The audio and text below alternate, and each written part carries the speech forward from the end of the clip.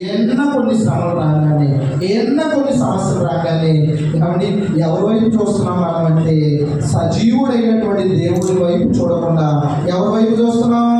లోకం వైపు చూస్తున్నాడు. కాబట్టి ఎనేమిలకు తీసుకున్నటువంటి నిర్ణయం ఏంటయ్యా అంటే కరువు రాగానే లోకం వైపు చూశాడండి. కరువు రాగానే ఎవరి వైపు చూశాడు? లోకం వైపు చూశాడు. తద్వారా ఆయన సంపాదించుకున్నది ఏంటయ్యా అంటే తద్వారా ఆ నిర్ణయం ద్వారా సంపాదించుకున్నది ఏంటంటే నష్టమే కానీ వేరే మార్గం కూడా. ఎందుకెళ్ళి ఉంటాడు? వేరే దేశం మేలు జరిగిందని ఉంటాడు, నాకు కీడు జరిగిందని అంటాడా?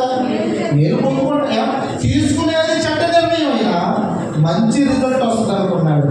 ఈ రోజు జ్ఞాపకం చేసుకుందాం, మనం కొన్ని నిర్ణయాలు తీసుకుంటున్నాం, కొన్ని సందర్భాల్లో నష్టం జరిగిందని తెలుసుకున్నాం. ఆ నిర్ణయాలు మానుకోవడానికి ఇష్టపడుతున్నాం. ఏం చేయడానికి ఇష్టపడుతున్నాం? ఆ ప్రాంతంలోనే బోయాజు అనేటువంటి ఒక ఆయన ఉన్నాడు. కరువైనా హింసైనా బాధైనా వాటన్నిటినీ భరించాడు. చివరికి ఆయన స్థితి అనేకమైనటువంటి భూములు ఉన్నటువంటి వాడుగా వ్యక్తి పేరు రాయబడేదా? అంతం వరకు సహించినటువంటి వాడు ఎవరట? ధన్యుడా అంటుడా? అంతం వరకు సహించాడండి బోయాజు. కానీ ఎలిగలేని మాత్రం ఒక నిర్ణయం తీసుకున్నాడు. దేవుని ప్రజలను విడిచిపెట్టాలని నిర్ణయం తీసుకున్నాడు. తర్వాత దేవుడు నష్టపోవాల్సినటువంటి పరిస్థితి. ఒక నిర్ణయం ఏం చేసింది? నష్టం చేసింది. మరొక ఆమె ఉంది అదే కుటుంబంలో, ఓర్ప. ఏం పేరమ్మా? ఓర్ప. ఆమె కూడా ఏం నిర్ణయం తీసుకుంది? ఏ నిర్ణయం? మంచి నిర్ణయం అనుకుంది. అత్తయ్య చెప్పింది, అత్తగారు చెప్పింది అని ఏం చేసింది అంటే ప్రిమియర్ పిల్లలు మొట్టమొదటిగానే విడిచిపెట్టాల. ఆమె కూడా ప్రిమియర్ పిల్లలు కొంత దూరం నడిచేది. నాకు ఎవరంటే వద్దన్నప్పటికీ కూడా అమ్మా నా ఎంత వద్దు, మీకు ప్రయోజనం ఏముందమ్మా, నేను ఇప్పటికే వసంతాన్ని అయిపోయాను, నా ఎంత వస్తే నా జీవితం మూడు మారిపోయింది, మీ జీవితం కూడా మూడు మారిపోతామా, వెళ్ళిపోండి అంటే ఎలా? తర్వాత రెండో మాట అంటే ఇదిగో మీ తండ్రి ఇంటికి వెళ్ళి మీ దేవుళ్ళను దేవతలను ఆరాధించుకోండి అంటాడు. అంటది ఏమంటామా? మీ దేవుళ్ళను పూజించుకోండి అమ్మా అనగానే వెంటనే ముద్దు పెట్టుకుని వెళ్ళిపోతండి. ఏమి నిర్ణయం తీసుకోండి? ఓర్పు లేని ఓర్ప. ఏమి లేని ఓర్ప? నాగట మీద చేసినటువంటి వాడట. దేని మీద? ఇప్పుడు దేవుని నమ్ముకున్న కుటుంబంలోకి వెళ్ళింది.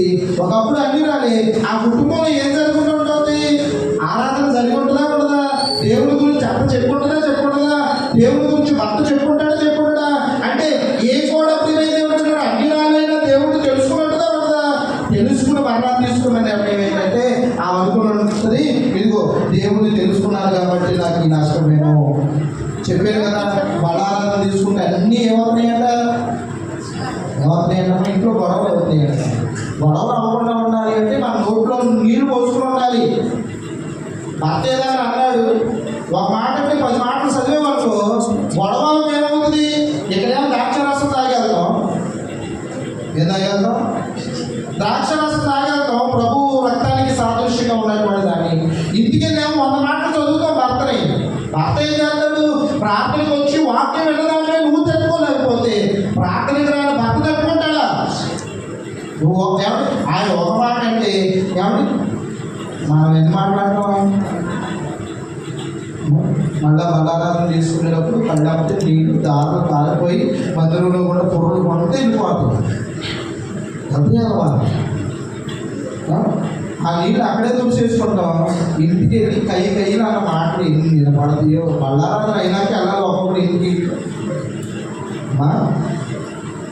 కనీసం ఆ పూటన్నా కొంచెం ప్రశాంతంగా ఉండండి అన్న. గొడవలు తప్పు ఎవరిలో పెట్టుకుని ఎవరు అన్నో నువ్వేమీ అడగకపోతే ఆయన తిట్టుకుని ఎక్కడికి వెళ్ళిపోతాడు? రెండోసారి తిడతాడు, మూడోసారి తిడతాడు, నాలుగోసారి తిడతాడు, 10ఓసారి అని తిడతా ఉంటే అసలు ఏమో తిట్టడం అనవసరం. ఎక్కడ ఉందేమో ఉడుకు పలుకులు ఏమన్నా ఉందని తిప్పుకుని వెళ్ళిపోతాడు. 15ఓసారికి తిట్టడం. ఆమెను తిట్టినా ఒకటి, గోడను తిట్టినా ఒకటే.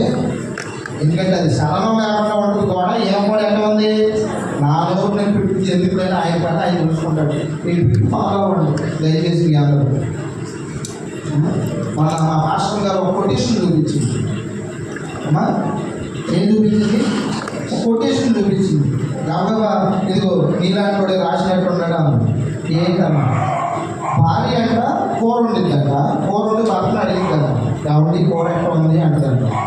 కూర ఎట్లా ఉంది అంటే బాగుంది అన్నవాడు జ్ఞానం అంట.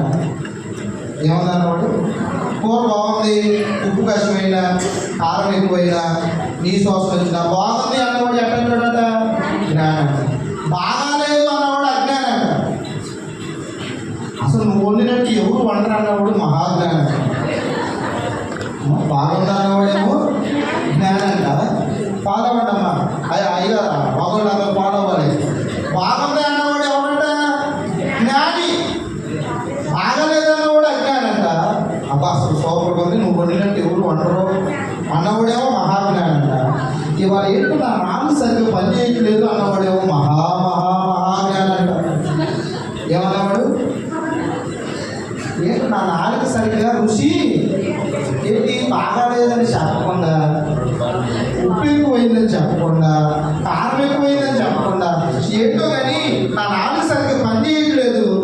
నేను ఎప్పుడైనా కానీ కూర ఎట్లా ఉందన్నాను అనుకో, పిల్లలు అంటారు బాగాలేదని. బాగాలేదని పిల్లలు అనగానే నా ఎందు చూసి ఎట్లా ఉందంటారు. నా నాలుగు సరిగ్గా పని చేయట్లేదు ఆ కొట్టేసి చూపి మొదలే. అంటే ఆ కొట్టేసి చూపి దరిదాపు నా పెళ్ళి అయిన దగ్గర నుంచి ఇదే పడి ఏబడి పిల్లలు బాగాలేదన్నారు. మా ఊడే చెప్తారు ఎమ్మంటే మొహం మీద బాగాలేదు అని కూర ఏకోరండి. మా అమ్మాయి కూడా అంటే నా ఏమి చూసి ఎట్ట ఉండదండి, ఎట్ట ఉందంట. నాకేంటో నా నాలుగు సరికి పని చేయట్లేదు. ఆమె చూసుకుని నవ్వుకుని మనం చూపెడుతుందండి. ఇది నీలాంటి ఇప్పుడు రాసినట్టు ఉండదు. ఇది ఇప్పుడు నేను బాగాలేదన్నాను అనుకోండి, ఎంత కష్టపడి ఉంటారు. ఇప్పుడు భర్త కూడా వచ్చి ఇంటికాడ వచ్చేదని అంటాడు అనుకోండి, ఎందుకంటాడు? ఉద్దేశపూర్వకం అంటారా? లేదు భార్య ఏదన్నా అంటుంది అనుకోండి, ఉద్దేశపూర్వకం అంటారా? జాగ్రత్తగా జ్ఞాపకం చేసుకుంటే ఓర్చుకుంటారట. కోడుకుంటే ఎంత అయిందట. ఆ సహోదరు అంటుందండి, బలలో చేవేస్తే ఏమవుతున్నాయి అంటే ఇంట్లో ఏమవుతున్నాయి అంట. ఎందుకు అవుతుంది చెప్పండి? నువ్వు ఓర్చుకుంటే అవుతున్నాయా? ఏదో అన్నాడు ఒక మాట, ఆ మాట బట్టి సరే అనుకుంటే అనుకున్నాడు అని మనం వెళ్ళకుండా ఉన్నాము, గొడవ అవుతామా అమ్మలారా? ఆ మాటకి మనం ఏం మాట్లాడతాం? నీకెట్లా తెలుసు అంటే శాస్త్రాలు విన్నా నేను ఎడకొచ్చు ఎడకొచ్చినా షార్ట్కి వస్తా అప్పుడప్పుడు షార్ట్కి వచ్చి తింటా ఉంటా. అసలు నేను ఏం మాట్లాడుకుంటున్నారు ఏంటి అని అర్థమవుతున్నామా? జాగ్రత్తగా జ్ఞాపకం చేసుకోండి. దేవుడు ఆ నిర్ణయం తీసుకుంటే మంచిగా చెబుతున్నాడు, కానీ నువ్వేం నిర్ణయం తీసుకుంటున్నావు అంటే ఆ దేశంలో కరువుని ఈయన ఏం నిర్ణయం తీసుకున్నాడు? సమృద్ధిగా ఉండి కూడా పోయాడండి. సమృద్ధిగా ఉంది అప్పటికి. దేంట్లో కూడా కరువులో కూడా దేవుడే ఇచ్చాడండి. ఎదిగిన ఇంట్లో సమృద్ధి ఇచ్చాడే కదా. మరి ఎందుకెళ్ళినట్టు ఒక నిర్ణయం తన భవిష్యత్తును మార్చివేసింది. ఒక నిర్ణయం తన బిడ్డల యొక్క భవిష్యత్తును కూడా ఏం చేసింది అంటే పాడు చేసింది. ఓర్పు లేని వార్పాపడు ఏమైపోయింది అంటే ముద్దు పెట్టుకుని వెళ్ళిపోయింది. ఎక్కడైనా కనపడితే బైబిల్ గ్రంథంలో. కానీ రూతు ఉంది ప్రియమైన దేవుడు కదా. రూతు ఏ పేరన్నా? రూతు ఏం చేసింది అంటే, ఇదిగో మీ దేవుడి దగ్గరికి వెళ్ళిపోమన్నారు, మీ తల్లిదండ్రుల దగ్గరికి వెళ్ళిపోమన్నాను, ఇదిగో ఏమంటే వేరొక పెళ్లి చేస్తామా అంది. ఎన్ని మాటలు చెప్పింది. నువ్వు వచ్చి అక్కడ కష్టపడాలమ్మా, ఇదిగో నువ్వు పోషించబడటం కాదు, నన్ను కూడా నువ్వు ఏం చేయాలి? పోషించాలమ్మా. ఇదిగో నీ జీవితం కష్టమే కానీ సుఖం ఎంత కూడా ఉండదమ్మా. కొన్ని సందర్భాలు మనం అనుకుంటాం, నా జీవితంలో పుట్టినప్పటి నుంచి ఇప్పటి వరకు ఏం పోవాలా, చిన్నప్పటి నుంచి నా జీవితంలో ఏం పర్వాలేదు, ఒకనొక రోజు ఉంది.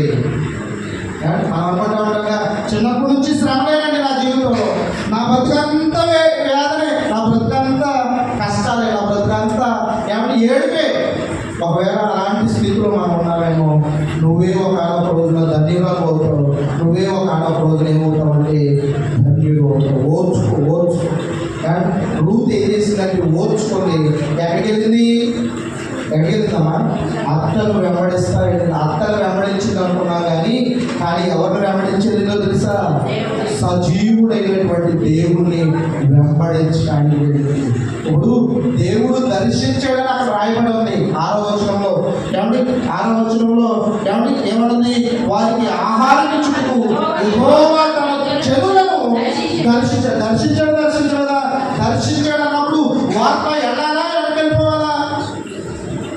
దేవుడు దర్శించాడమ్మా అన్నప్పుడు దేవుని దగ్గరికి వెళ్ళాలా, అట్లా వెనక్కి వెళ్ళిపోవాలా? వెళ్ళిందా వార్త? కానీ దేవుడు దర్శించాడు అని ఆ మాట తెలుసుకుని రూత్ ఏం చేసింది అంటే, దేవుడు దర్శిస్తే నా జీవితాన్ని దేవుడు ఏం చేస్తాడు అంటే మారుస్తాడు అని ప్రియమైన దేవుడు బిడ్డలా అత్త వెంట వెళ్ళింది. కానీ ఆ తర్వాత చరిత్ర అంతా మనకి తెలుసు. ఏ పొలంలో పనిచేసిందో ఆ పొలంలోనే యజమానురాలైంది. అంత మాత్రం కాదు, బైబిల్ గ్రంథంలో మొట్టమొదట స్త్రీ పేరున ఒక గ్రంథం రాయబడింది. ఆ ఘనత ఆమెకే చెందింది. బైబిల్ గ్రంథంలో యేసుక్రీస్తు ప్రభుల వారి వంశావళిలో కూడా రూతు గారి పేరు రాయబడింది. ఎంత ధన్యత పొందుతుంది అంటే తను తీసుకున్నటువంటి ముగ్గురు ఒకే కుటుంబం. ముగ్గురు ఒకే కుటుంబమా? వేరు కుటుంబాలా? ఎలీమెలెకు కుటుంబమే ముగ్గురు. ఎలీమెలెకు తీసుకున్నటువంటి నిర్ణయం నష్టాన్ని చేకూర్చింది. ఓర్పా తీసుకున్నటువంటి నిర్ణయం నష్టాన్ని చేకూర్చింది.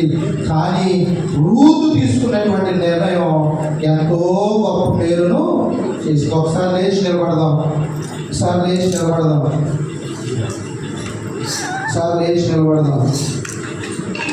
అందరూ లేచి నిలబడదాం. మూడోసారి అందరూ లేచి నిలబడదాం. నాలుగోసారి చిన్న ప్రార్థన చేద్దాం. అందరూ కూడా కన్ను మూసుకుందాం. చిన్న ప్రార్థన చేద్దాం. మరి ఎందుకంటే మరి జనార్దన్ వాళ్ళ బావ అంటే మరి శివాకుడు అయినారు. జనార్దన్ వాళ్ళు ఇంటి ఎదురు ఉంటారు. మరి వారు మేనత్త కుమారుడు. మరి ఆయన పేరు ప్రసాద్ గారు, దుర్గా ప్రసాద్ గారు. ప్రియమైన వెళ్ళరా ఆయనకి మరి క్యాన్సర్ సెంటర్స్ ఉన్నాయని తెలియపరిచారట. మరి ఎందుకు ప్రార్థన చేయించవలసి వస్తుంది అంటే మరి సహోదరుడు సంఘం అందరితో చెప్పి చిన్న ప్రార్థన అక్కడ చేయమని తెలియపరిచారంట. ఆంటీ గారు తెలియపరిచింది. అందరూ కూడా కన్ను మూసుకున్నట్లయితే చిన్న ప్రార్థన దుర్గా ప్రసాద్ గారు వచ్చారు. మహోన్నతుడైన తండ్రి, ఘనమైన దేవ, నీ ఘనమైన పరిశుద్ధమైన నామానికి స్తోత్రాలు ప్రభావ. గడిచిన కాలం అంతా కూడా మమ్మల్ని క్షేమంగా సురక్షితంగా కాచి కాపాడారు. ప్రాముఖ్యంగా దుర్గా ప్రసాద్ గారు ఒకసారి జ్ఞాపకం చేసుకుంటూ అన్ని జనంలో ఉన్నారు. ఇదిగో నాయనా ప్రభావ, ఒకసారి నాయనా వారు ప్రార్థన అవసరతను కోరారు. సంఘం అంతా నోరు తెరుతాం. సంఘం అంతా కూడా ఏకీభవించి ప్రార్థన చేస్తూ ఉన్నాము. ఇదిగో నాయనా క్యాన్సర్ సింప్టమ్స్ ఉన్నాయని యేసు నామములో నయపరిచి పారద్రోలండి.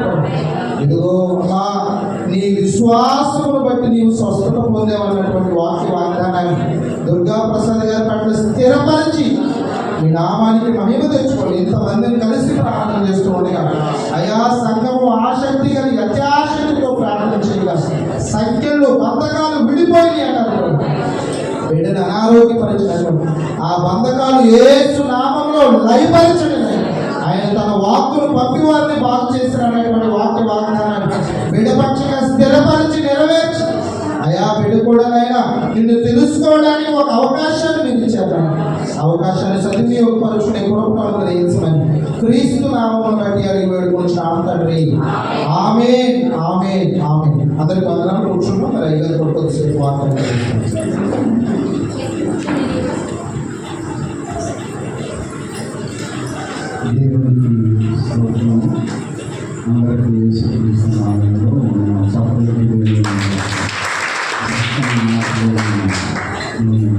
ఒకే కుటుంబం గురించి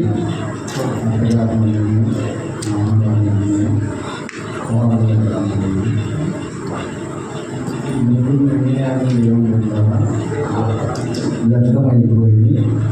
కానీ ఒక అమ్మాయి వాళ్ళ ప్రపంచంలో కారణం సహోదరుడు